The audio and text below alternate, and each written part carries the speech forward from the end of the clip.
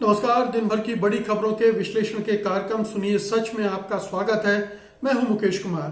तो दोस्तों शुरू करते हैं आज का सुनिए सच। आज की खास खबरों पर नजर डालते हुए, सरकार के अड़ने से नहीं बनी बात, अब आंदोलन तेज करेंगे किसान। अर्नब पर बोली सोनिया, देशभक्ति का सर्टिफिकेट देने वाले हुए बेनकाब।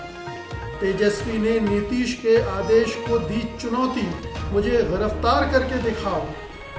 ममता बनर्जी को झटके पर झटका, अब मंत्री राजीव बनर्जी का इस्तीफा। गजब, अर्थव्यवस्था बदहाल मगर शेयर बाजार 50,000 के पार। खास खबरों पर नजर डालने के बाद अब वक्त है आज की बड़ी खबरों के विस्तार से विश्लेषण का। लेकिन उसके पहले दो छोटी गुजारिशें।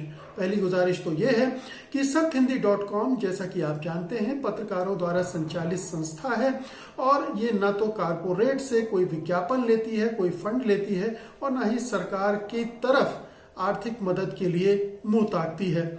इसीलिए हम चाहते हैं कि हमारे पाठक, हमारे दर्शक हमें सहयोग करें। हमारी जो सदस्यता योजना है उसका लाभ उठाकर उसमें सदस्य बने और सत्यहिंदी.com को आर्थिक मदद दें। इसके लिए इस वीडियो के साथ दिए गए डिस्क्रिप्शन में लिंक है, उसको क्लिक करें और अपने लिए मनचाही सदस्यता चुन लें। दूसरा जो निवेदन है हमारा वो ये है कि सत्यहिंदी.com का ऐप तुरंत डाउनलोड कर लीजिए। गूगल प्ले स्टोर में इसका ऐप मौजूद है या फिर आप इस वीडियो के साथ दिए गए डिस्क्रिप्शन में उसके लिंक पर जाकर भी उसे डाउनलोड कर सकते हैं। तो आइए अब सिलसिला शुरू करते हैं आज की खास खबरों पर विस्तार से विश्लेषण का। सबसे पहले लेते हैं आज की सबसे अहम खबर। किसानों और सरकार के बीच 11वें दौर की वार्ता भी बेनतीजा रही है। इस बार बैठक में सरकार ने सख्त रवैया अपनाया और साफ कह दिया कि वो अगला प्रस्ताव नहीं देने वाली है। सरकार ने किसानों से कहा कि वो इसी प्रस्ताव पर पुनर्विचार करें। बैठक के बाद किसान नेताओं ने बताया कि इस बार बैठक में अधिक बातचीत भी नहीं हुई है। मुश्किल से आधे घंटे बात हुई। किसान नेताओं ने बताया है कि 26 जनवरी को होने वाली परेड को लेकर सरकार ने कहा है कि आप अपनी तैयारी कीजिए, हम अपनी कर रहे हैं। सबसे महत्वपूर्ण बात यह रही कि इस बार अगली बातचीत के लिए नई तारीख भी नहीं बताई गई है। सरकार ने किसानों को प्रस्ताव दिया था कि वो 1.5 साल तक कृषि कानूनों को स्थगित कर सकती है, तब तक कमेटी अपना फैसला करेगी। सरकार ने कहा कि वो इसको लेकर सुप्रीम कोर्ट में हलफनामा देने को भी तैयार है, लेकिन किसान संगठनों का कहना है कि वो कृषि कानूनों को रद्द कराकर ही मानेंगे। उनकी मांग कानूनों को टालना नहीं बल्कि रद्द कराना है। बैठक के बाद किसानों ने कहा कि अब आंदोलन और तेज किया जाएगा, जिसके बाद अब सबकी नजरें 26 जनवरी को होने वाली ट्रैक्टर परेड पर रहेगी। तो बहुत साफ है, सरकार ने सख्त रवैया अपना लिया है। उसे लग रहा है कि उसने अपने हिसाब से बहुत अच्छा प्रपोजल दे दिया है। सुप्रीम कोर्ट भी उसके साथ है, कमेटी उसके मनपसंद लोगों से भरी पड़ी है। तो अब सारी घेरेबंदी उसके हिसाब से उसने कर दी है किसानों की, और किसानों के पास झुकने का और इस तरह के प्रस्ताव को स्वीकार करने के अलावा कोई रास्ता नहीं बचा है। इसीलिए सरकार में वो अड़ियलपन भी दिख रहा है, वो जिद भी दिख रही है और एक तरह की दबी छुपी एक धमकी भी है किसानों को। लेकिन किसान इस धमकी में नहीं आ रहे हैं। वो जिन मांगों को लेकर पिछले 60 दिनों से आंदोलन कर रहे हैं, जिस आंदोलन की वजह से 70 से ज्यादा किसान शहीद हो गए हैं, वो नहीं चाहते हैं कि इस तरह से आधे अधूरे ढंग से यहाँ से अपना आंदोलन खत्म कर दिया जाए। और ये सरकार भरोसे के लायक उसे नहीं लग रही है, क्योंकि ये सरकार झूठ भी बोलती है, झांसा भी देती है। तो 1.5 साल बाद कमेटी की कोई ऐसी रिपोर्ट आ जाएगी जिसमें इन कानूनों को ठीक बताया जाएगा और किसान कहीं के नहीं रहेंगे। तो इस बार चूंकि उन्होंने मोर्चा जमा दिया है, मोर्चे पर तैनात हो गए हैं, इसलिए वो आर या पार का फैसला करने के मूड में हैं और इसीलिए कह रहे हैं कि आंदोलन वो और तेज करेंगे। भले ही उन्हें 2024 तक बैठे रहने पड़े, तब भी उसके लिए वो मानसिक रूप से तैयार हैं और साधनों संसाधनों की भी उन्हें कमी नहीं दिख रही है। तो एक बड़ा गतिरोध कायम हो गया है। अब ये पूरी मनोवैज्ञानिक लड़ाई है कि कौन पक्ष कब जाकर कहां समझौते के लिए तैयार होता है, कौन कितना आगे आता है, कौन कितना पीछे हटता है। ये आने वाले समय में किसान आंदोलन की तेजी पर निर्भर करेगा और सरकार पर जो दबाव बन रहा है वो कितना काम कर पाता है, ये देखने की बात होगी। अगली खबर का रुख करते हैं। कांग्रेस अध्यक्ष सोनिया गांधी ने पत्रकार अर्णब गोस्वामी की लीक हुई व्हाट्सएप टिप्पणियों को लेकर मोदी सरकार पर जोरदार हमला बोला है।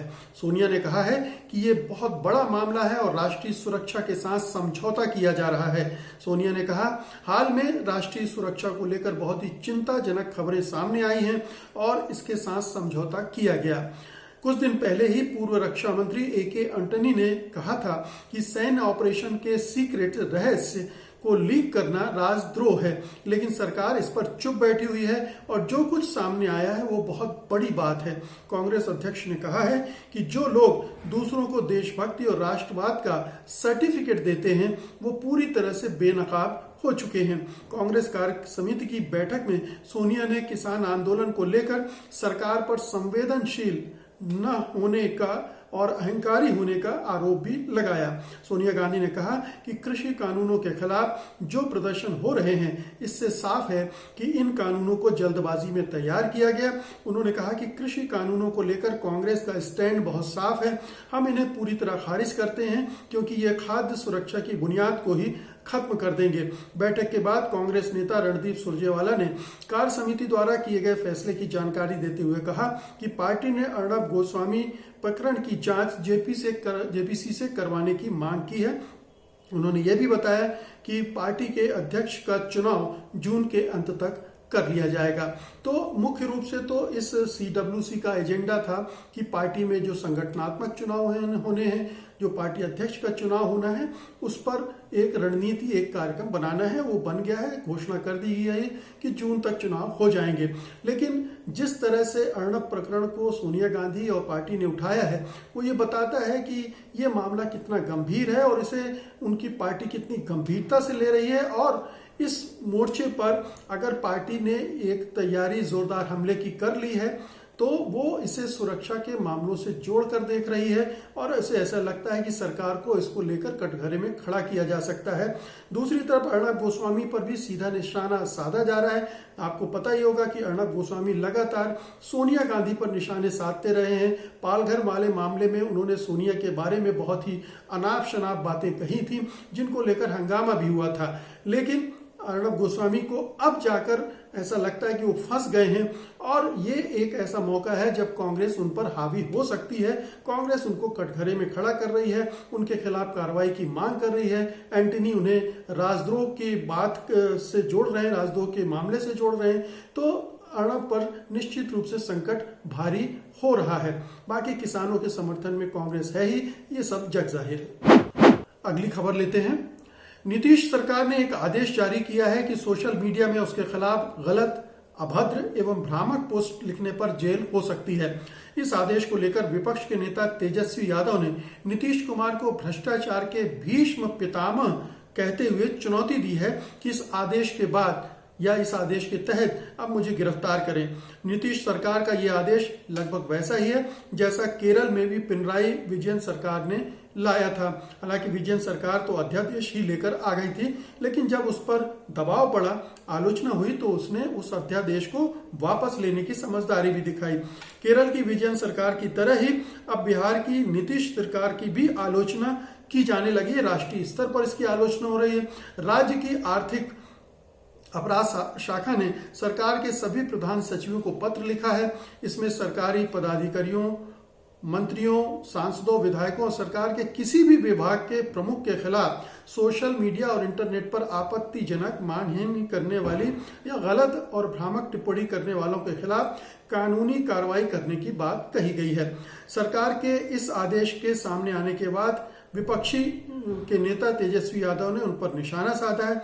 उन्होंने एक के बाद एक कई ट्वीट किए और नीतीश कुमार पर भ्रष्टाचार को संरक्षण देने का सीधा सीधा आरोप लगाया और उन्हें गिरफ्तार करने की चुनौती दी। इसके अलावा आरजेडी प्रवक्ता शक्ति यादव ने आरोप लगाया है कि सरकार विज्ञापनों के जरिए अपना एजेंडा चलवाती है और असली खबरों को दबाया जाता है। सरकार सोशल मीडिया पर खबरों को नहीं रोक सकती, इसलिए अंकुश लगाने के लिए कार्रवाई करने वाली बात कर रही है। तो बहुत ही साफ दिख रहा है कि नीतीश कुमार, उनकी पार्टी और उनकी सरकार जिस तरह की आलोचना हो रही है उसके कामकाज को लेकर, उसके रंग ढंग को लेकर, उससे बौखलाई हुई है, घबराई हुई है और अब अभिव्यक्ति की स्वतंत्रता पर सीधा हमला करने पर आमादा हो गई है। इस तरह के कानून पहले से हैं। अगर कोई गलत खबरें, अपमानजनक, अवमानना, इन तमाम चीजों के लिए पहले से कानून है, लेकिन नया कानून, एक नया आदेश जारी करके लोगों को डराना, धमकाना, एक आतंक का माहौल क्रिएट करना, ये सब सोची समझी रणनीति का हिस्सा है। आलोचनाओं को रोकने, आलोचनाओं का मुंह बंद करने का एक तरीका है। तो नीतीश कुमार, जो अपने आप को लोकतांत्रिक होने का बहुत दावा करते रहते हैं, उनकी ये नई शैली है, नई पारी में उनका एक नया चरित्र उभर कर आ रहा है और इस आदेश में उसको ठीक ढंग से पढ़ा जा सकता है, लेकिन उन्हें अभी पलटना पड़ेगा, रोल बैक करना पड़ेगा, क्योंकि इसका राष्ट्रीय स्तर पर विरोध हो रहा है। प्रदेश में तो जो विभिन्न दल हैं वो चुनौती दे ही रहे हैं और ये इस तरह का आदेश जारी करके नीतीश कुमार ने अपने लिए ही एक आफत मोल ले ली है। अगली खबर का रुख करते हैं। विधानसभा चुनाव से ठीक पहले ममता बनर्जी को एक के बाद एक झटके लग रहे हैं। कुछ दिन पहले ही कैबिनेट मंत्री लक्ष्मी रतन शुक्ला ने इस्तीफा दिया था, तो शुक्रवार को एक और कैबिनेट मंत्री राजीव बनर्जी ने इस्तीफा दे दिया है। इससे पहले शुभेंदु अधिकारी, उनके सांसद भाई और पिता के जाने से ममता को जोरदार झटके लग चुके हैं। महीने भर के अंदर ममता सरकार के 3 मंत्री इस्तीफे दे चुके हैं। राजीव बनर्जी ने हालांकि इस्तीफे का कोई कारण नहीं बताया, लेकिन कहा जा रहा है कि वो बीजेपी में शामिल होने जा रहे हैं। इस बात की चर्चा है कि 31 जनवरी को केंद्रीय गृह मंत्री अमित शाह की रैली के दौरान बनर्जी बीजेपी की सदस्यता ले लेंगे। राज्यपाल जगदीप धनखड़ ने बनर्जी का इस्तीफा स्वीकार कर लिया है। बनर्जी कुछ वक्त से नाराज चल रहे थे और उन्होंने आरोप लगाया था कि टीएमसी में कुछ नेता उनके खिलाफ प्रोपेगेंडा कर रहे हैं। राज्य में अप्रैल मई में विधानसभा के चुनाव होने हैं और उससे पहले तृणमूल कांग्रेस में पार्टी छोड़ने वालों की लाइन लग गई है। बीजेपी नेताओं के ताबड़तोड़ दौरों के कारण भी राज्य का चुनावी माहौल बेहद गरमाया हुआ है। ममता बनर्जी के नंदीग्राम से चुनाव लड़ने के ऐलान से भी राज्य की सियासत का तापमान एकदम से बढ़ गया है। तो टीएमसी को, ममता बनर्जी के नेतृत्व को एक के बाद एक झटके बीजेपी दे रही है। निश्चित रूप से ये बीजेपी का गेम प्लान है कि ममता बनर्जी के जितने ज्यादा कद्दावर नेता हैं, मंत्री स्तर के नेता हैं, विधायक हैं, उन सबको तोड़ लिया जाए और ऐसा माहौल बनाया जाए कि पार्टी छोड़ छोड़ के लोग जा रहे हैं और ममता बनर्जी बहुत कमजोर हो रही हैं। तो ये एक रणनीति का हिस्सा है और चूंकि बीजेपी के पास धन भी है, बाहुबल भी है, सत्ता बल भी है, तमाम तरह की एजेंसियां हैं, सीबीआई, ईडी, इनकम टैक्स वगैरह वगैरह, तो उन सब का इस्तेमाल करके भी वो इतने सारे मंत्रियों को धमका कर, पटा कर, लोभ देकर अपने से जोड़ सकती है और वो यही काम कर रही है। उसने पहले भी इस तरह की हथकंडे आजमाए हैं असम में और दूसरे राज्यों में और अब वो यहाँ भी ये खेल खेल रही है। लेकिन ये ममता बनर्जी और उनकी पार्टी और उनके नेतृत्व की भी कमजोरी बताता है कि वो अपने कुनबे को एक साथ एकजुट नहीं रख पा रहे हैं और उनकी पार्टी की एक कमजोरी भी सामने आ रही है कि जो पिछले 10 सालों से सरकार चला रही है उसके अंदर एक असंतोष भी है और बहुत सारे नेता असंतुष्ट भी हैं, जो ऐसे मौकों पर जब उन्हें लग रहा है कि पाला बदलने का समय आ गया है या कुछ ज्यादा फायदा कहीं जाकर उठाया जा सकता है, तो वो इसका फायदा उठाने की कोशिश में बीजेपी की तरफ जंप कर रहे हैं। तो ये ममता बनर्जी के लिए एक और चुनौती है। हालांकि उन्होंने शुभेंदु अधिकारी को एक जबरदस्त झटका दे चुकी हैं वो कि वो चुनाव लड़ेंगे उनके चुनाव क्षेत्र से, तो उसका एक असर तो पड़ेगा। लेकिन ममता बनर्जी आखिरकार कहां कहां जाकर चुनाव लड़ेंगी और किस किस को चुनौती देंगी अगर उनके साथ वो कद्दावर नेता जुड़े नहीं रहेंगे तो। आज की अंतिम खबर लेते हैं। ये अजीब बात है कि अर्थव्यवस्था का आईना समझा जाने वाला शेयर बाजार इस समय छलांगे लगा रहा है, जबकि जीडीपी की दर माइनस में है, निगेटिव में है। अर्थव्यवस्था में ऐसी मंदी कभी नहीं देखी गई थी और 2021 में भी इसके सुधरने के आसार बहुत कम हैं। फिर भी ऐसा क्या हो गया है कि पूरे कोरोना काल में शेयर बाजार ऊपर चढ़ता ही रहा और अब तो ये 50,000 का आंकड़ा भी पार कर गया है। लॉकडाउन में 2 महीने तो सभी कल कारखाने और कारोबार भी कमोबेश बंद रहे थे, लेकिन मुंबई शेयर बाजार का सूचकांक शुरू में गिरने के बाद बुलंदियों को छूता रहा। इसका मतलब यह हुआ कि ऐसी गिरावट अस्थायी होती है और जब सेंसेक्स गिरता है तो वो निवेशकों को नए अवसर देता है, उससे नए ग्राहक बनते हैं और बेहतर रिटर्न की आशा में बड़ा निवेश करते हैं, जिससे सूचकांक आगे बढ़ जाता है। लोगों के पास इतना पैसा होता है कि वे बाजारों के संकट को दूर कर देते हैं और विदेशी निवेशक भी आकर पैसा उसमें निवेश करने लगते हैं। तो एक तरह का पैराडॉक्स, एक तरह का विरोधाभास आप शेयर बाजार की ग्रोथ में और अर्थव्यवस्था में देख सकते हैं। अर्थव्यवस्था में मंदी का माहौल है, अर्थव्यवस्था नकारात्मक दिशा में जा रही है, बड़े पैमाने पर बेरोजगारी है, बहुत सारे कारखाने, बहुत सारे उद्योग धंधे कारोबार बंद हो गए हैं और कहना चाहिए कि जो अर्थव्यवस्था को गति देने वाली चीजें हैं वो भी सरकार नहीं कर पा रही है। लेकिन शेयर बाजार उछल रहा है, 50,000 का आंकड़ा पार कर गया है। तो इसकी ठोस वजहें ये हैं कि अर्थव्यवस्था की सेहत से शेयर बाजार का सीधा संबंध नहीं है। शेयर बाजार केवल सेंटीमेंट्स पर आगे चलता है। कभी लगता है कोरोना वैक्सीन आ गई तो खुश हो जाता है, कभी लगता है कि अमेरिका में बाइडेन आ गए हैं तो चीजें बदलेंगी, इसलिए खुश हो जाता है और वहां रैली चल पड़ती है। फिर और भी कारण हैं, जैसे सटोरिये लगे रहते हैं तेजी लाने के लिए। विदेशी निवेशक ये देखते हैं कि अभी भारतीय बाजार में पैसा बनाना बहुत आसान है तो वो निवेश कर देते हैं और बहुत सारे खेल चलते रहते हैं शेयर बाजार को आगे बढ़ाने के लिए। तो शेयर बाजार को भले ही कहा जाता हो कि अर्थव्यवस्था का आईना है, लेकिन वास्तव में वो है नहीं। वो केवल एक बुलबुला है जो अब बढ़ता जाता है और कई बार अर्थव्यवस्था के दूसरे हिस्सों में जब ग्रोथ नहीं होती है तो वो पैसा आकर शेयर बाजार में लगने लगता है। जैसे रियल एस्टेट में अभी बहुत अच्छी स्थितियां नहीं हैं तो लोग रियल एस्टेट के बजाय शेयर बाजार या गोल्ड में निवेश कर रहे हैं, सोने में निवेश कर रहे हैं, इसलिए उनके दाम बढ़ते जा रहे हैं। तो शेयर बाजार की बढ़त को अर्थव्यवस्था की बेहतरी के रूप में कतई न देखें। इस खुशफहमी में न रहें कि शेयर बाजार अच्छा है तो हमारी अर्थव्यवस्था भी बेहतर कर रही है या हमारी सरकार हमारी अर्थव्यवस्था को बेहतर ढंग से चला रही है। ये दोनों अलग अलग बातें हैं, इस भ्रांति में नहीं पड़ना चाहिए। तो दोस्तों, ये थी आज की खास खबरें और उनका विश्लेषण। उम्मीद है कि ये आपको अच्छा लगा होगा और आप इस वीडियो को लाइक करेंगे और शेयर करेंगे। अब जाने से पहले आपसे वो 2 पुरानी गुजारिशें जो शुरू में मैंने की थी दोहरा दूं कि कृपया सत्यनिधि.com का ऐप डाउनलोड कर लीजिए और इसकी सदस्यता तुरंत ग्रहण कर लीजिए। अब मुझे अनुमति दीजिए, मैं कल फिर हाजिर होऊंगा कल की खास खबरों के साथ उनके विश्लेषण के लिए। तब तक के लिए नमस्कार। सत्य हिंदी का ऐप डाउनलोड करें गूगल प्ले स्टोर पर।